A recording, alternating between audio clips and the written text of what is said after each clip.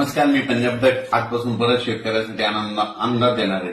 तर सर्वप्रथम शेतकऱ्यासाठी एक जे ऊस उत्पादक शेतकरी आहेत त्यांच्यासाठी आनंदाची बातमी.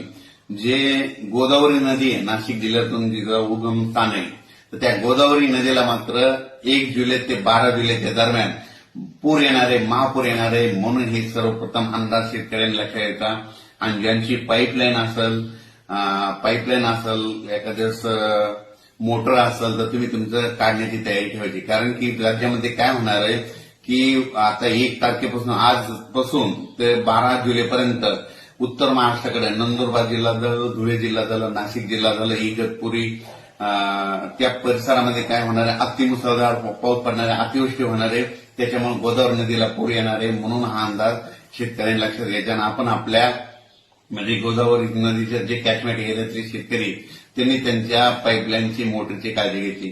त्याच्यानंतर राज्यात सांगायचं झालं तर आजपासून राज्यामध्ये पावसाचा जोर वाढत जाणार आहे. हे पाऊस 8 जुलैपर्यंत सगळीकडे असा दररोज वेगवेगळ्या भागात जोराचा पडणार आहे म्हणून हा अंदाज लक्षात घ्यायचा. विदर्भामध्ये 6, 5, 11 जिल्ह्यामध्ये सगळीकडे म्हणजे ह्या 8 दिवसामध्ये जोराचा पाऊस पडणार आहे.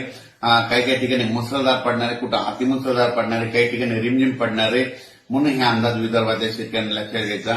तुमच्याकडे देखील ओढे नाले वाहतील असा पाऊस ह्या 8 दिवसामध्ये एकदा पडून जाईल म्हणून हे देखील त्या विदर्भाच्या शेतकऱ्यांनी लक्षात घ्यायचं. 8 जुलैच्या दरम्यान मुंबई, पुणे, कोकणपट्टी, घाटमाता ह्या परिसरामध्ये अतिवृष्टी होणार आहे. मुंबईकडे देखील आज देखील ठाणे मुंबईच्या भागात सकल भागामध्ये पाणी साचलं. असा पाऊस म्हणजे आजपासून ते 8 तारखेपर्यंत जवळपास 8 जुलैपर्यंत राज्यात म्हणजे तिकडच्या मुंबईकडे पडणार आहे, नाशिककडे पडणार आहे, दिंडोरीकडे पडणार आहे. म्हणजे गोदावरीचा जे कॅचमेंट एरिया आहे त्या एरियामध्ये पडणार आहे म्हणून त्याच्यामुळे गोदावरी नदीला मात्र या 8 दिवसात मात्र पूर येणार आहे म्हणून हा अंदाज शेतकऱ्यांनी लक्षात घ्यायचा.